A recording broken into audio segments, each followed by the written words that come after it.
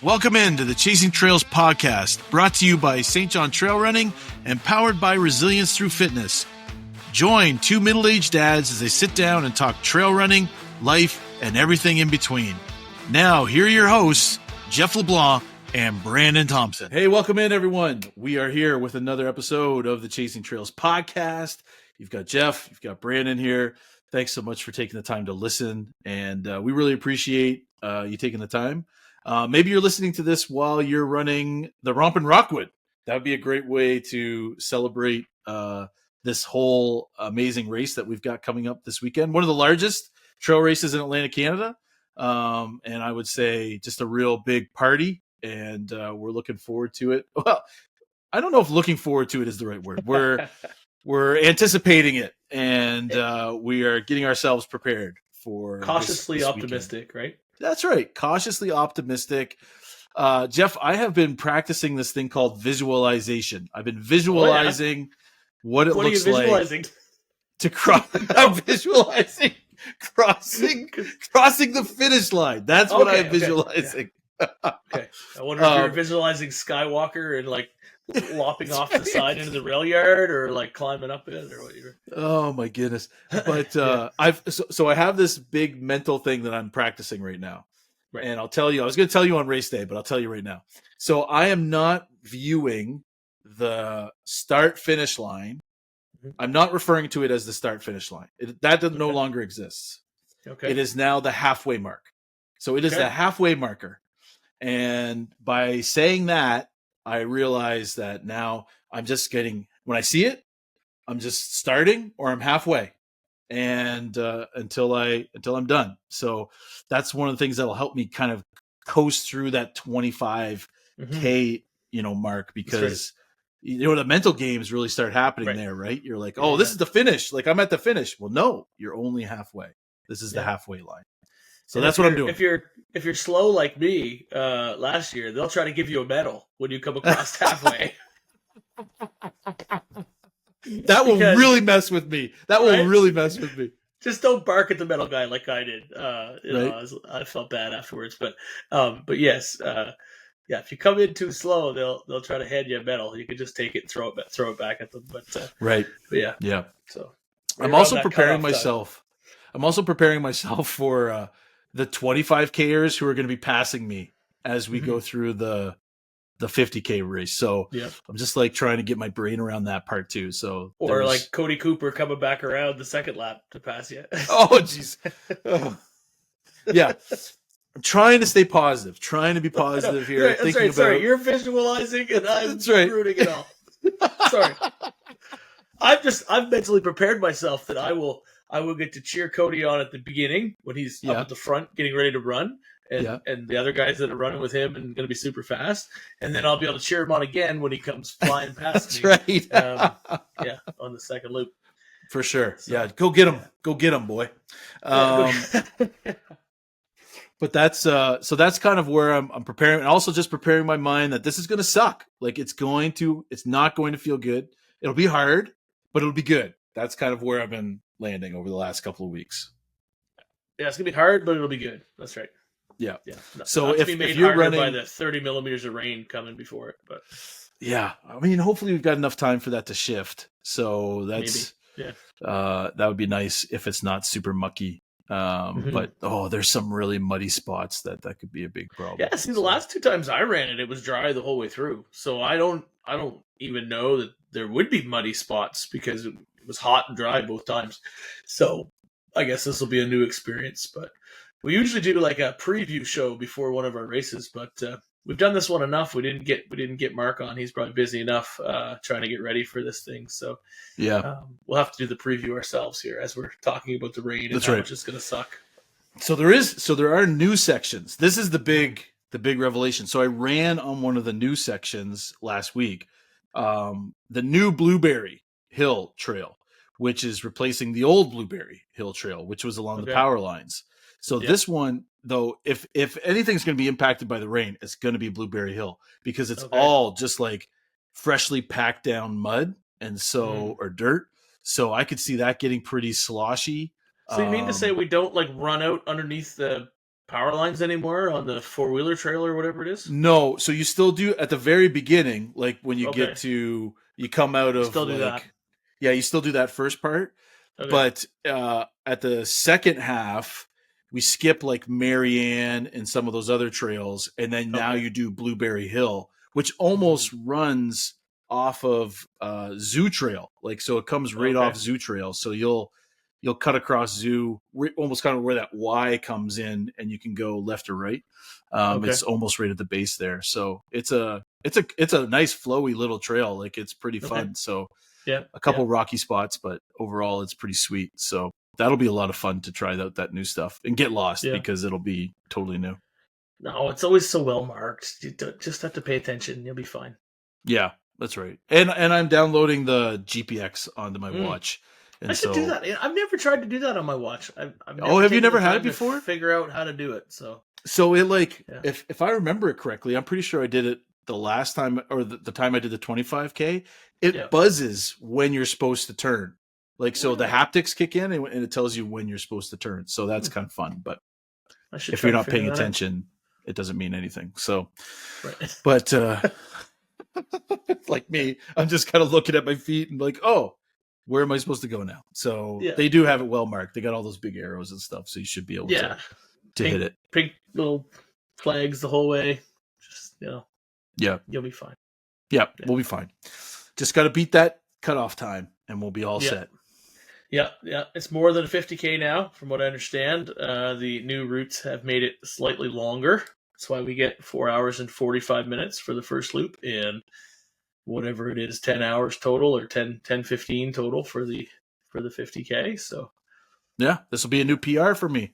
So we'll get through it hopefully. Technically, I suppose, since it's more than 50K, it would be technically 52. I stopped right at 50 the last time I did it. I was like, I'm not going a step further. This is it. You almost did. You're like, I don't even want to go to the car. That's right. Pick me up here. My calves were so sore. Anyway, but we'll it should be a lot of fun no matter what happens. Absolutely. But I'm prepped. How you feeling now that we're 5 days out from the race? It's Monday night tonight, holiday Monday. So we're 5 days out. How's your body feeling? You're practicing some good mental stuff. That's good. Yep. Your family's all got the flu, so that's unfortunate. Yes. You're the only one who hasn't puked yet, so that sucks. It's dangerous. It's a dangerous time at our house. So we're all taking turns with the flu. I have not slept over the last 2 days. And I shouldn't say that's an exaggeration. I have slept maybe the combined total that I would normally sleep in one night. I have slept over 2 nights. And so that has been a bit of a drain. And also, I do not like cleaning up puke. That is not a fun job. Anyone does, right? I've never done it, so I don't know. But... You don't do it? You don't clean it up? No, man. Was it Heidi do it all? I should have said that. Yeah, generally. Yeah. I've never. Why am I not surprised? I'm not surprised by that, actually. I can't believe I walked right into that. I mean, I can, but. Yeah, that's right. All the women are hating you right now. Right? Yeah, no. I can't. The smell just makes me. Oh, jeepers! I just want to throw up myself. Awful. I can't say I never have. I walked into the room and stepped on it once, and I need you. And so it hit the wall. It's like I kind of help out. I'm there coordinating and assisting, but the lion's share of the dirty work is being done by my wife. I won't lie. Okay. Yeah. But your body. Let's change the subject. So the focus is on being your stomach getting a little queasy. No, not at all. I just, I sound like a horrible husband right now. I am a good husband, I promise. Mostly. Yeah. You're feeling good.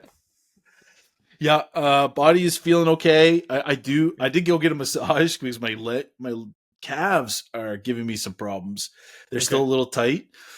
I had to go to someone different than I normally would go to, and so that was a little bit different, but it was okay. But I did get my feet massaged. Have you ever had your feet massaged before? No, I specifically request not to have not that to done, because I don't know. It would make me giggle, and I might kick her by mistake. I hate when my kids want to get me angry if they're poking at the bear, like we're Yeah. playing or wrestling or whatever, they know like if they just reach down and tickle my bottom of my foot, like it changes me and I turn into a different person. I'm like, nah. And so I don't know if she's safe back there. If she Right, fair enough. my foot the wrong way, she's making a mule kick right in the head. That's So right.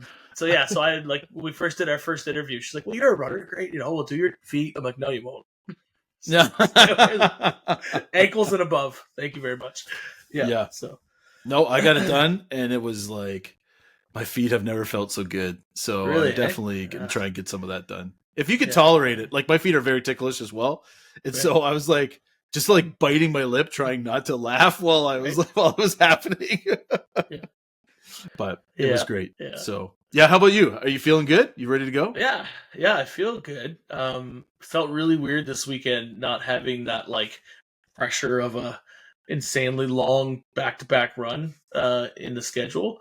So the tapers felt weird. By taper I mean not running at all. So, which happens every time I do this because I'm like so tired of running, and then I get this mindset of like, well, you're supposed to be resting and absorbing your exercise, your stimulus. So I haven't ran a lot in the last week, but I'm going to try to get most of the short runs in this week, so I'm not completely stiffened up by the time the race happens.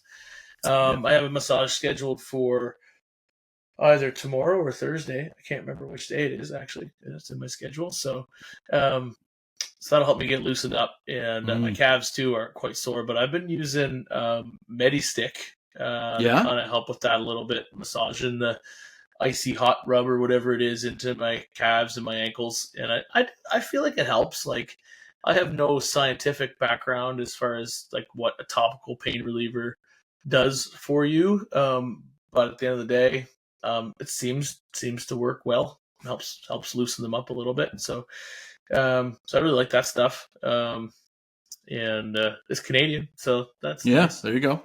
Yeah, I have 2 different strengths that I use, and so it smells a bit funny, but I like it. It seems to help, so I use that a lot of days. And other than that, I'm really just trying to take it easy to kind of make sure that I have a good race plan. That's one thing I'm supposed to have worked on today, but I didn't. I got mine done. Yeah, Adam was after me to kind of work on it a little bit and put some pen to paper. I haven't done that yet. I am going to, but just haven't had to do it today. So maybe after this call, I will do a little bit of work there and just really try to focus on getting the nutrition right this week to, not eat a bunch of garbage or like whatever, where I'm not running as much and just try to, put some healthy food into me and then have a good nutrition plan for the run, race day and go from there. So one of the big challenges I'm having right now is around efficiency with your nutrition. So if you're supposed to get 60 grams of carbs per hour, if you're running, like that's kind of like the goal race, or 200 to 300 calories, every 45 minutes to an hour. Yeah. Like if you look at a made with local bar is 240 grams for like the lemon one. That's the one I have. Right. But the carbs, like the percentage of carbs is a lot lower. Like, so it's not, I think it's only 24 grams of carbs or something like that. And so to me, that's the best argument that you can make for like the goos and the gels and that sort of thing. Yeah.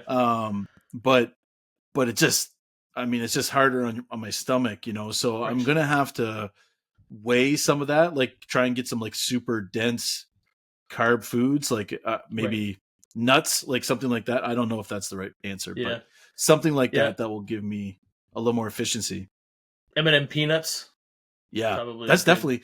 What also is Nerd gummy clusters. So that's going to be in my game plan. Good, So I've got that all laid out. And definitely potato chips. So that's going to be that's on my go-to. So some things never change. Yeah. That's right. Yeah, I think I am going to pick up a few of the gels that I know were already okay that I've used before, and I'm going to try to mix not just go on gels because I've tried that before and I don't really like the feeling by the end of a long day, but mixing gels with some real food so that you can kind of get that carb density and then get some real food in your gut too. So that's going to be my goal, is probably a goo and and then some sort of bar and maybe a little bit of candy mixed in. But unlike a day in Wentworth when I basically ate Sour Patch Kids the entire day. And then I really didn't feel very good. It had some really bad heartburn. Like I think I ate I don't know how many Tums I had on the way home that night, but there was a few. Man. And so yeah, I don't want to do that. But so I try to find a happy medium somewhere where yeah. So You know what I find? I get bored of eating the same things. right. Yeah, I don't know. I mean, I don't know what that is. That's probably like some sort of ADD thing, but I just find like I can't. I dopamine just get addiction. so bored of eating the same things, and I just want Yeah. something to change it up. And so I think for me, that's just what the candy would be there for, is just to change it up a little bit. Yeah, But absolutely. I can't eat the same thing. And I would feel the same way if I had candy the whole time. I'd want something else. So Yeah. it's trying to find that balance. But yeah, For I sure. typed my plan all out, and I've got it. I sent it to Anne, who's going to be, kind of our aid station person. Like, it's going to be Yeah. fantastic. So I'm super thrilled at that. Yeah. No, that's gonna be good. Yeah. It's a little unfair of us to try to have our wives manage 5 kids and also be Yeah. our aid station person. So That's right. Anne's Yeah. graciously offered to man our cooler and fill our flasks and help us not stay at the aid station at the midway point That's right. too long, which I think is probably going to be needed. At the halfway So- mark. It's at the halfway mark. That's right, the halfway mark. Yeah. Get us back out on the trail as efficiently as possible. So that's good. It'll help me not forget stuff. I feel like I would come in halfway and be like, okay, I have to fill my flasks. Then I would leave with no food or something. Like I feel Yeah. like I would forget to do something. So, and I don't know how muddy it's supposed to be or how wet it's going to be, but I'll probably bring an extra pair of socks. And I don't have an extra pair of sneakers, but at least if you have a fresh pair of socks, I'm sure that makes a difference. But Yeah. we'll see. It'll help to bring like some lube for your feet. Like that helps keep them like not from getting blisters in the water and that sort of thing. Yeah. I'm gonna lube them up real good in the morning for sure. Yeah. So I think I feel as prepared as I've ever felt doing this race. Yeah, And it's just for going to sure. be about trying to get it done. Also, like with the plan that we did, this is our first time doing the full free trail plan, right? That we did I think so. Yeah, I think so. Like from the get I can't go. remember I don't remember when I downloaded that plan, whether it was for Rockwood or if I did it for Looney Loops, leading into Looney Loops last year. Or Chiggy. I think we got it after. You're right. We got it to try to do Chiggy. That's right. Right. And we didn't finish it. No. For various reasons. So you're right. This is the first time we've finished it. So I'm interested to see how much that has helped, because we haven't. Right. I mean, I haven't run. I don't know about you. I haven't run more than 30 kilometers in that whole training plan. I was just going to say that was my concern, actually, that I haven't gone much further than 35K. I think maybe one weekend I did back-to-backs, and they were within like 15 hours of each other. So like within a 24-hour period I think it was close to 40, but I've definitely not run the full distance in a while, but I have done way more hill work than I've ever done. Yeah. So I wonder, if that's going to work out better than what it did last time. Like 2 weeks before Rockwood last year, I ran a 50K at Hamel Hammering. So I felt confident because I was like, well, I've already done the distance. This is going to be I did it once. I can do it again. Where this year I haven't done 50K, but maybe that will actually work out better. Than your legs won't be nearly as tired. Like, hopefully not. Yeah. And I tell you, man, I felt good. I know later on I talk about going into, when we talk with Chrissy, about going into the Fundy Footpath and going into Little Salmon River. But Heidi and I did that hike 20 years ago, and when we were first married with a couple friends, Peter and Angela, and them. And I remember hiking in Dustin Brook and hiking back out of Little Salmon River, and it was the worst experience of my life. Like, it was so hard. I was in bed. Like, everyone was worried for my safety, I'm sure, coming out of that ravine, because it's a steep hike up. But, I had a probably 35-pound pack on, coming out of Dustin Brook on Saturday, and we just hiked up the hill, and we took a break for my nephew and my father-in-law. I wouldn't have needed one. And I could have just hiked, straight from the bottom to the top in probably 45 minutes. And not There you had an go. issue. Like I didn't even barely break a sweat, and we were out of there in 50 minutes hiking. So realistically, like I felt way better than I expected to hiking Nice. down and back out with a large, heavy pack on my back. So a one night hike to have a 35-pound pack, but it's I don't have a great tent, and I brought some extra stuff because we were just going down for a night. That's why it was heavy. But it felt good to be able to hike out of there without any issues. So Yeah, for sure. That it would be helps me feel awesome. confident. Yeah. Way to go. Well, we have coming up now, we've got a conversation with Chrissy Cusack, who's involved with the Trans-Canada Trail system. And you guys have probably, if you're listening, you've probably been on the Trans-Canada Trail. If you've run the Romp and Rockwood, you have, because it's a part of the trail system there. And she's involved with community development and working with the volunteers who help maintain that. And we get to have a great conversation with her and just to hear her running story as well. And so it's a great conversation. We laugh a lot, and she's a real great person to chat with. And so we hope you enjoy our conversation with Chrissy.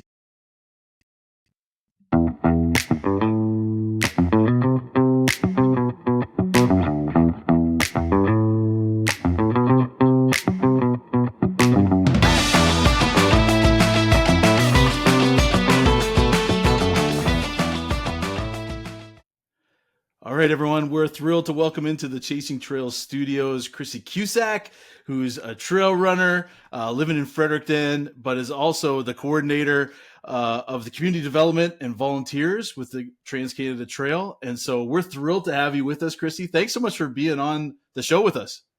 Thanks, guys, for having me. This is exciting, a little unexpected, but I'm excited to be here. Yeah. Hey, we got your name. Your name was recommended to us by Kelsey Hogan. She's like, you need to talk to this girl and have her on your show.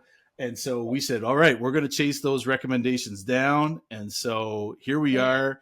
We're thrilled to have you. We want to talk a little bit about your running life, but also a little bit about your business life. So if you'll be able to share with us a little bit about that, we're gonna have a great episode. Sounds great. Awesome. So every episode we start with our guests just telling us, what's your running story? How did you get into trail running? What's it like for you? What do you love about it? And just share a little bit about yourself there. Awesome. I was thinking about this. I was like, do you want the long story? We have time for a long story. Oh, yeah. We got all the time in the world. Give us the long story. Okay. So I am one of 4 girls, the youngest of 4. And so I think at a certain point, my dad was like, all right, I need some people on my team here.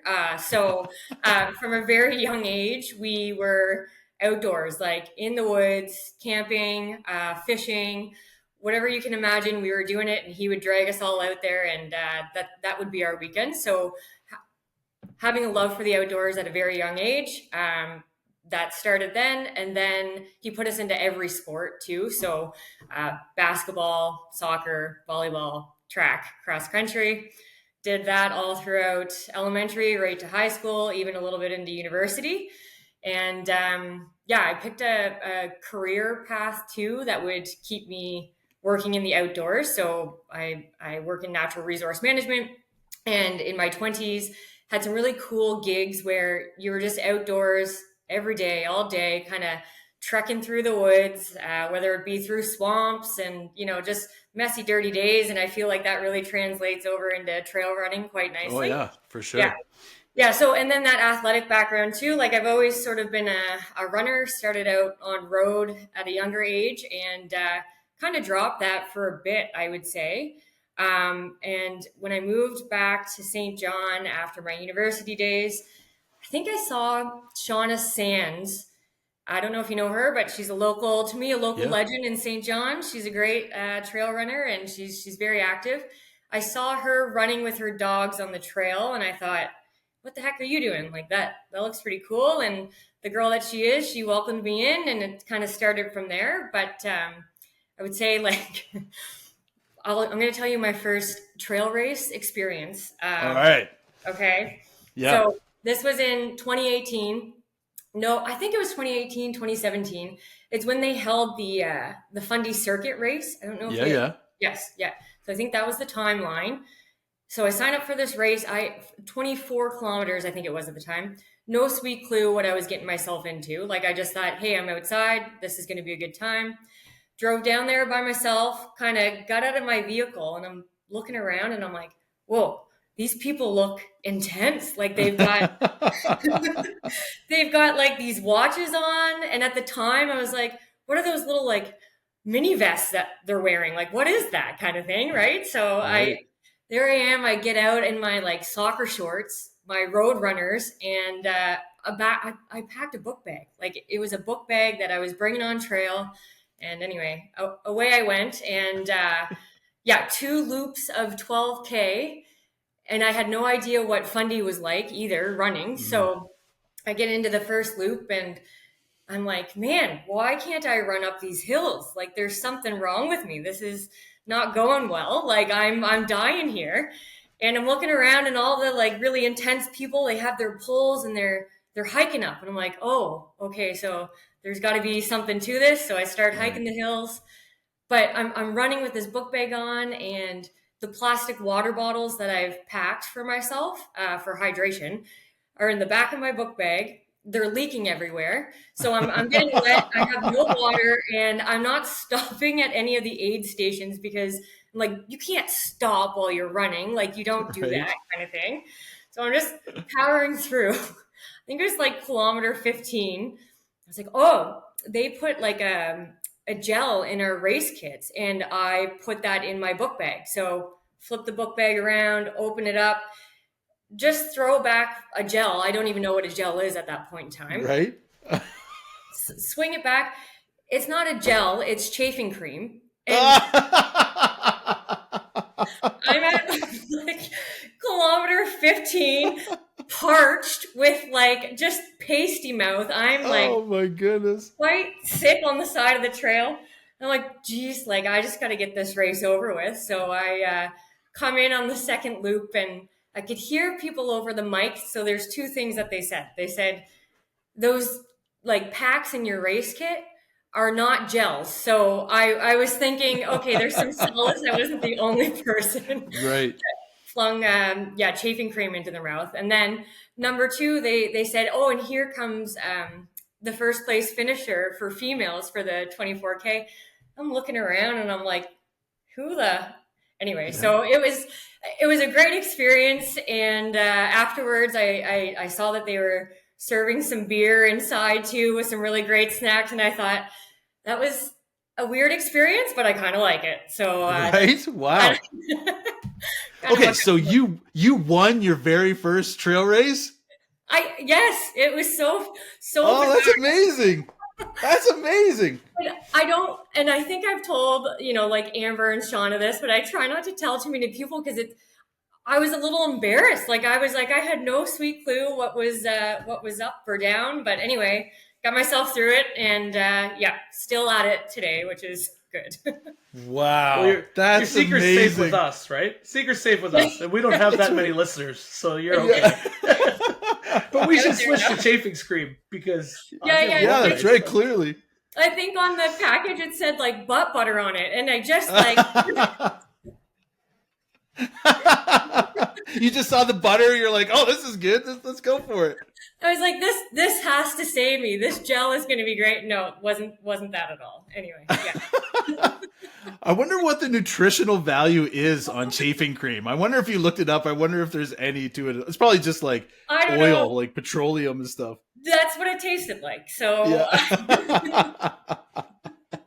Man, wow, that is an amazing, amazing first story. Thank you so for sharing since that. then, I felt like I've learned a lot, and my partner now has kind of tried to introduce me to what a watch is, what's your pace. Like I got a little mini vest now with hydration on either side. Right. So, wow. Yeah. Do you know what though? That's so relatable. Like I totally felt that way in my first race too. Like I didn't have any of the stuff. I think I was running in road runners too. I don't think I had trail running shoes, and I don't think I had the vest. I didn't even know that was like a deal. when I first did it. I just kind of, Not at all. No. I think I had like maybe I had like a hydration pack. I think I did have a bladder, but that's about Okay. it. And I Yeah. didn't know Hey, about the food and should it stuff. be? Yeah. Yeah. No, that's cool. Okay, so you've come a long way from that very first race, although that's pretty hard to top. I mean, the first thing you win. But what's your racing looking like this summer? Like, what's your schedule like? Yeah, so not as busy as last summer. Like I think last summer I did like 10 races all at the 25K mark. Like I really kind of enjoyed that distance and that pace. Like I found that was kind of my sweet spot. So Yeah. this year, I've been convinced by all of the really cool people in the community that I should try and go a little further. Yeah. So I just did my first ultra last weekend. I think it was last weekend at Hanwell. And Nice. then, yeah, I have planned Rockwood coming up here, but I've sustained my first knee injury. Oh. So kind of trying to troubleshoot that right now. And I signed up for the 50 at Rockwood, and we all know, the 25 was hard enough last year. So Yep. yeah. Preaching to the choir on that one. Yeah, exactly. Are you guys signed up for the 50 at Rockwood? Yeah, we're both doing the 50. Awesome. It's gonna be fun. So fun. I think. But why is it always so hot? Every year, it's just like it's great, but it's like the toughest course, and it's hot. Anyway, I don't know. It's not supposed to I don't be think it's hot gonna be this hot year. this year. oh, It's supposed to be 11 degrees and 30 millimeters of rain Friday night, so she's No going to be way. a mess. Yeah. Yeah. okay, Yeah. maybe I prefer the dry conditions. In Exactly. You may Right? change your mind by Yeah, the yeah. time you get into it.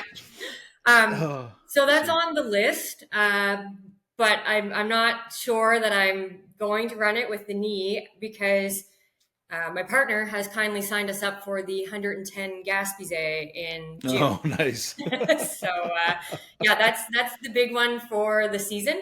Like I say, I just did my first 50, and this is kind of a long shot, but something to work towards. And whatever happens, and hopefully lots of good troubleshooting can happen on that day, and it just be a good weekend. So signed up for the herring run, have done that previous years, love it.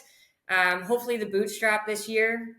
Love that race too, but I've been out of that for the last two years. So yeah, just trying to focus on the bigger distance this season and see how it goes. Yeah. So how do you feel about doing the 50K versus the 25? So like we all have our sweet spot distances, but have you felt as good doing the 50? I mean, you've only done one, but did it feel better? Did it feel worse? Did you miss the 25? It was a different mindset, like a different mentality, because as soon as I get to the start line, I just put my head down and I try to maintain a certain pace where I knew with the 50 that probably wasn't going to serve me too well. So I just tried to look at it. I was running it with my partner as just kind of a longer training run and just see how far you could get. That race was good in the sense that it was the looped race. So, coming around every 5K and seeing the smiling faces there. And speaking of Kelsey Hogan, she was there just, really cheering us on and chatting us through some of it. And it was more around like the 30K mark that I knew was going to be unfamiliar to me. Mm-hmm. And like I said, like hydration and nutrition is still something that's like, right. So trying to focus on that during that race was a big priority. Yeah. So I would say that I enjoyed it, just a very different mentality around it than the 25. Yeah.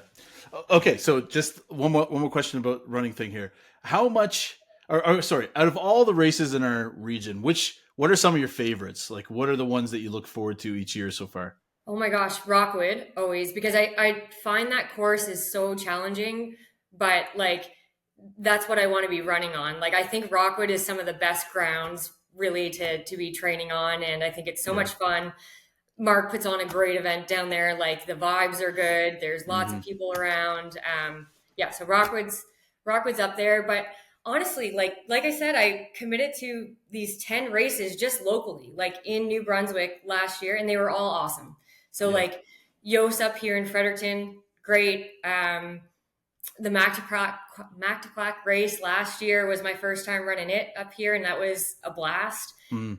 Bootstrap is near and dear to my heart, even though I've actually only raced it once. The first year that it was ran, I managed the Irving Nature Park, so got to work with Mark on Oh, no kidding. on that race and like kind of bring it to life there. I mean, he did all the work. It was just me kind of supporting that effort. And so I think that's super cool that it's just such a unique area too to draw people in, and just a super special thing that he has. Yeah. Yeah. No, those are all great races. And I mean, Jeff's first 50 was, the same 50 as yours, right? So it's a great spot to kind of start breaking new ground because of that loop and that distance. Yes. So yeah, and he threw in this year like I don't know if you guys saw it, but like a little cliffside with a rope that you had to climb up. What is this? Yeah, right. Yeah, I was just gonna say it wasn't the exact same 50 because I didn't have to do that. Whatever that hill was that just randomly appeared. That cliffside. Yeah. He's just like, let's throw in this fun obstacle for your 5K every time. Yeah. And it was pretty muddy this year, so I didn't have that to deal with either. Yeah. Skywalker could use a rope. Like, we could use a rope going up that first little spot. We should get Mark on that. Like, throw a rope. that could. And last year at Rockwood, doing the 25, I think I had like Skywalker left. No, is it the Mackay Skyway that's like the last little climb of that 25K loop? I friggin' flew past those flags to turn up in there. And I ran straight up the double track all the way to the top of the hill. The last like 3K of the race. And there's a guy sitting in his lawn chair at the top of this hill. And I'm looking at him and I'm like, God damn it. Like I had to go all the way back down the hill, turn up where the flags are, and there I felt like I could use a rope there. Just bonus miles. You got your money's worth out of that one. You got bonus miles on it. I even talked to Mark after the race, and he was like, Chrissy, there was like 6 flags there. And I was like, no, I saw them. I just ran right on by. So, yeah. I saw the flags there, and I didn't believe that that's where you were supposed to go. I thought someone was like pranking them, like had moved the flags for some reason. Right. Yeah. And I was like, oh, someone's screwing with the flags here. How am I supposed to know where to go? And then I was like, I saw all the tracks, and I was like, oh crap, we are actually supposed to go up there. I was like, oh, that was so frustrating. You didn't fall for it? You actually went up the... No, I actually went for it, but I was like, I got lost so many times. Like I don't pay attention. I just look at my feet. And so I don't look at the flags or any of the signs, and then I run right by them. And same. I have the same issues every year with any sort of race. It's one of my challenges for sure. Yeah. At the intro group, Mark was saying, hey, listen, after a certain amount of time, you should be able to look up and look further, and you're not looking at your feet all the time. And I was like, man, I've been doing this for a while now, and I still look down at my feet more than I look up. I was like, I better start practicing. And anyways, I started tripping and falling as soon as I look up. Hey, I think we all have our thing, so it's if you're still at it, that's great. That's good. Yeah. Right? Yeah. Makes it just fun. trying to survive. That's all we're doing. That's it. Just trying to make it through. All right. Let's shift gears here a little bit, and let's just talk about work. And could you talk to us a little bit about the Trans-Canada Trail? I mean, I think we've all probably run on it and may not have even realized that we've run on it because it's all over the place. So just kind of describe what it is and for people who may not realize what they're actually on. Yeah, and that's so valid, because sometimes when I was younger, I thought about the Trans-Canada Trail as like the highway that you're driving kind of thing. Yeah. But it's way more than that. So I'll kind of give you the spiel. It is a nationwide trail network that runs through actually every province and territory now. And it connects all 3 coasts of Canada. It's managed by, it's 600 managed locally trail sections in Canada, and it runs through over 900 municipalities. Right now, we're sitting at 29,500 kilometers of trail. So it's like a substantial trail network that's very impactful, far-reaching, nationwide trail system. That's really, I think they say that any 80% of Canadians live within a 30-minute drive of a section of the Trans-Canada Trail. So it's pretty cool. Yeah. Wow. That is pretty cool. It's something that's near and dear to me because when I first lived in a little town called Heartland up in northwestern New Brunswick, my house was right on the edge of the Trans-Canada Trail. Yes. And that's where I first started to learn how to run. That's where I did my couch to 5K, was on the Trans-Canada Trail, because it was super flat and Awesome. it went in a long direction. So I was like, hey, this is a great spot to do it. So I cut my teeth on it. Yes, yeah, exactly. Like, it's just, I find that there's so many different trail sections too. So like if you're looking for a double wide paved section, like up here in Fredericton, I don't bike too often, but with the knee, I've been, getting the bike out, and up here on the Trans-Canada Trail, you can go kilometers on it, and it's awesome that way. Or it runs through Rockwood Park too. So there's a section there of the Trans-Canada Trail. So every section is a little different, and depending on what you're looking for, you can probably find it pretty close to you, which is pretty cool. Yeah, it's really neat. Yeah. And so describe and tell us what your role is in all of the organization, and why is that role important? Yeah. So like you said, I'm the coordinator for community development and volunteers for the Trans-Canada Trail. So really what that means is I get to work with all the people that are working on the trail. So across Canada, I'm talking to, really, it's a lot of volunteers that are making that happen. So the Trans-Canada Trail doesn't actually own any section of the trail. We just help support those groups that are along it to sustain their section, right? So whether it's talking about recruitment, retention, maybe there's some gaps in their capacity. So how can you build capacity within a small volunteer group? We talk a lot about what resources are available to them. Can we offer funding to them? How can we support them in what they're doing? Because really, like I say, a lot of them they're small volunteer groups, which is just wild to me, right? You do have municipalities, but maybe the municipality has a bit more resources and have different needs than your locally managed section. And as you can probably imagine, volunteers are getting older too. So it's how can you be, we get to be a little creative in, okay, so how can we maybe try to recruit some younger folks on the trail, get them out and invested in something to last for generations to come. Like, we want trails to be around for everyone to benefit, and I think it's important to get young folks out there too. So yeah, that's a little bit about what I do, and it's just really cool to be able to talk to trail people across Canada, because trail people are awesome, right? So yeah, they are. You're right. Yeah. And so what is it about your job that you love? What's the thing that kind of fills your bucket the most with your job? I think it hits like all the buckets. So like professionally, I get to look at, not only do I get to look at like, okay, how do you build and maintain trail, but where I come from, a natural resource management background, you can start to look at like, okay, well, how is the climate impacting trails? And, how can we think about trails to last through some of these floods and different climate events? So it hits all the buckets professionally and personally for me. And it's just a really cool thing to be a part of. Yeah. Yeah.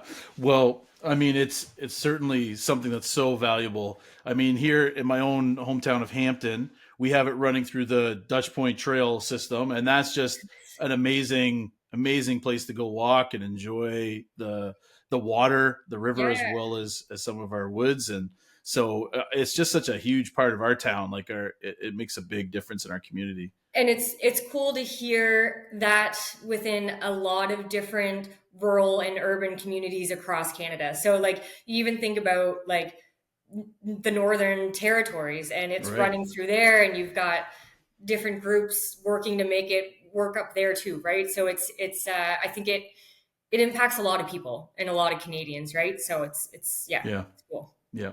Have you been able to get out and see a lot of the different parts of the trail, or have you just stuck around in the Atlantic Canada area? Atlantic Canada. So we were able to go to Newfoundland last year and my partner and I hiked a bit of the East Coast Trail, which was super cool. So part of it there, beautiful too, just like what we've got. The Fundy footpath here is amazing, world class in my opinion. And I've got a couple sisters that, lived in Canmore, Alberta. The trail runs right through there, right through the Rockies. It's beautiful. I've been on it in BC, and with work, we've been able to go to Ottawa and Quebec and check out some sections there. And I mean, it's just so cool how it's the people that are making it work in these sections, but every section is so different, runs through a different environment, and that's just really cool to see and check out. Yeah. Okay, so I'll finish off with this question. Maybe it's a little unfair to ask you, but I'm going to ask it anyway. Okay. Which is your favorite section of the trail? Do you have a place that you're like, oh man, this is the best part of the Trans-Canada Trail? That's a tough question because I haven't seen it all. But oh yeah, right.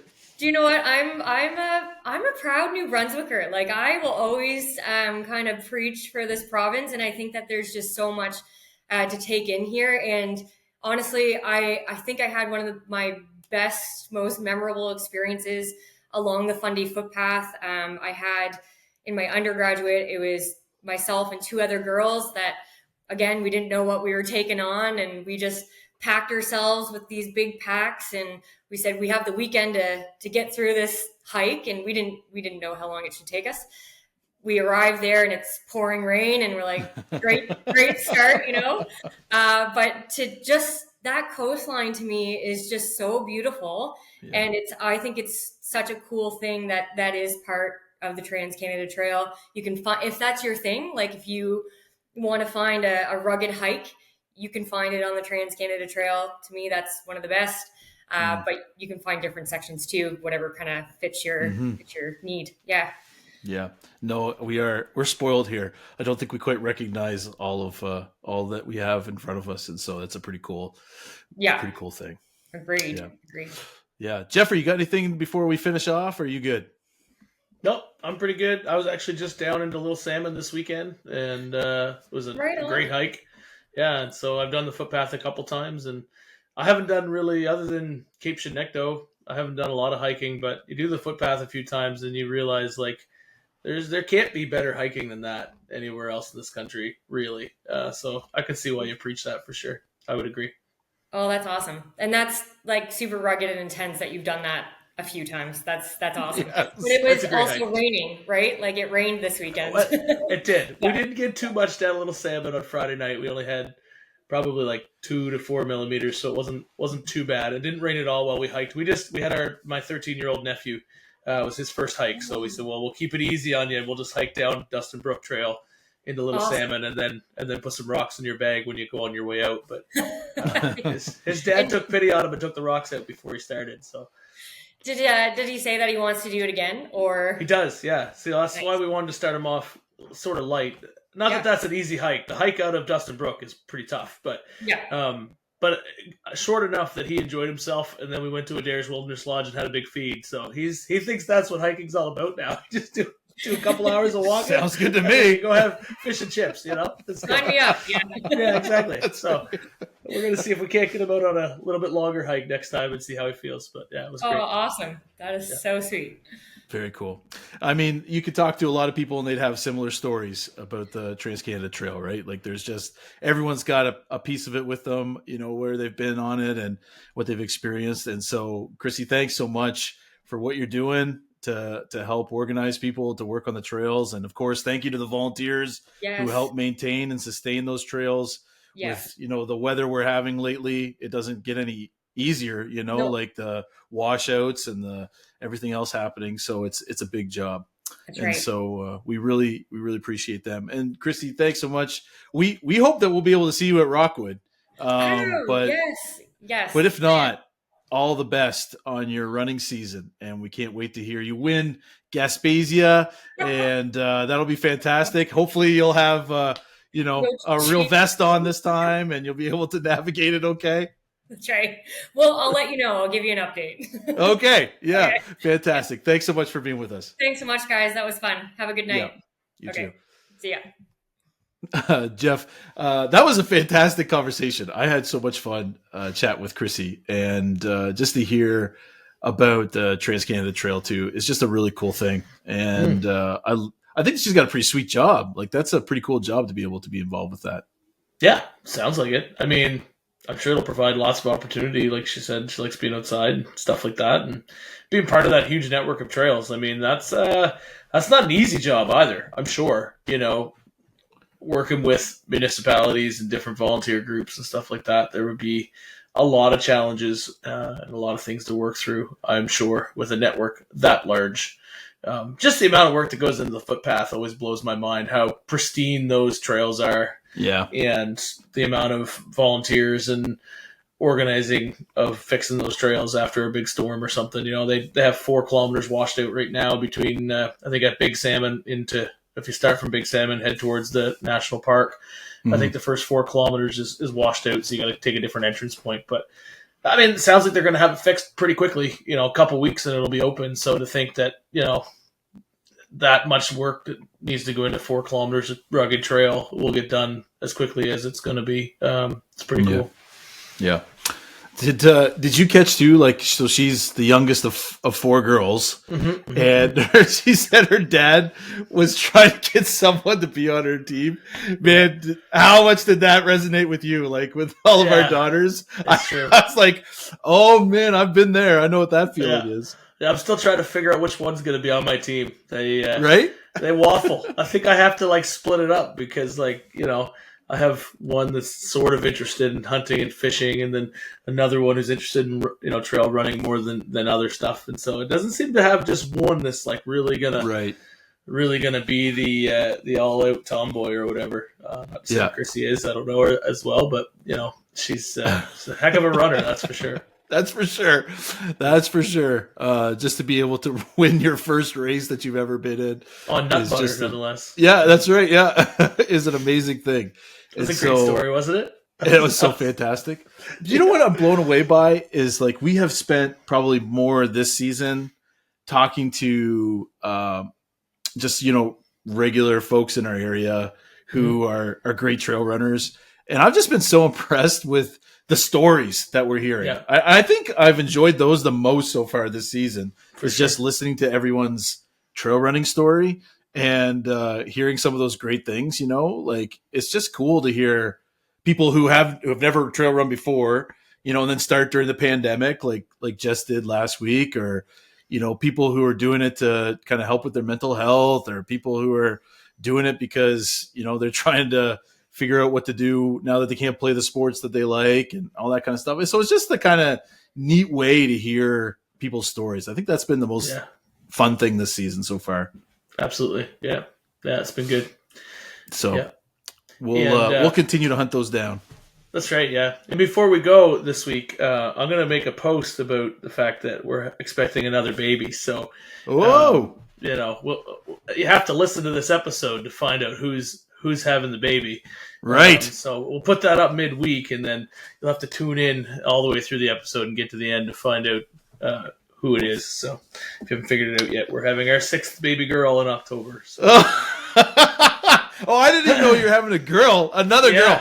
Girl. Man. All right. We found out last week, I guess. We did the nip test, and everything came back clean, and so now we're starting to tell the whole world that we're having a 6th baby, and that it's another girl. So so can you tell me the name of that test again? The nip test? Nip test, yeah. I don't know what it stands for. It's just it's an extra blood test they do now for chromosomal abnormalities and things like that. Oh, okay. So instead of doing the old amniotic fluid test where they shove a needle into your gut, they just take some extra blood and they do some extra blood work. And when you get that done, you get to find out super early what sex the baby is. So so they told us that the results came back fine. There's no risk of whatever, and then and asked us if we wanted to find out the sex of the baby. So thought we were going to find out anyway when we did the anatomy scan, but why wait? We had to find out right away. So that's right. Yep, another little girl. The good news is you've got all the clothing and all the necessary requirements for that kind of thing. So it's just good timing for getting my septic done. It'll be able to handle the extra toilet paper and stuff like that someday. baby wipes and everything else. Yeah, we don't have to worry about kids sharing bedrooms when they get older because they're just going to have to do that. And they're each going to have a roommate. So it'll be, sets of 2. And Vera needed a buddy anyway, right? So, it is what it is. It's true. I mean, honestly, people say, well, it must be so overwhelming having that many kids. Well, I noticed no difference between 3 kids and 5 kids. Right. Like once you switch from man-to-man defense to zone defense, like it's all the same. Like it doesn't matter.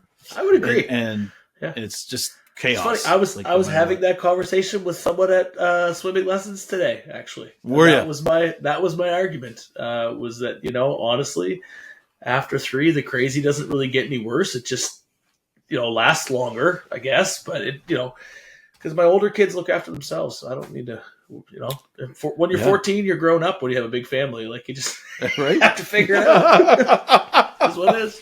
Man, I've got a 17-year-old, and it's like they're out of the house already. Like they've got a car, like they just go wherever they want to go, and I like just make sure you lock the door when you go to bed because I'm already in bed because that's how they roll. Like their life doesn't start till 11 o'clock at night, and mine is very wrapped up by 11 o'clock at night. So. 11. I've been having a hard time staying up past 10. So now that hockey's over, it's going to be a 9:30 You're going to have so much energy now that hockey's over. You're going to be great. It's going to be good. But all right, everyone, thanks so much for taking the time to listen. And again, big shout out to Chrissy Cusack for taking the time to talk to us about what she does and her own running career. And so everyone else, we will see you hopefully at Rompin' Rockwood. And if not, keep on chasing the trails.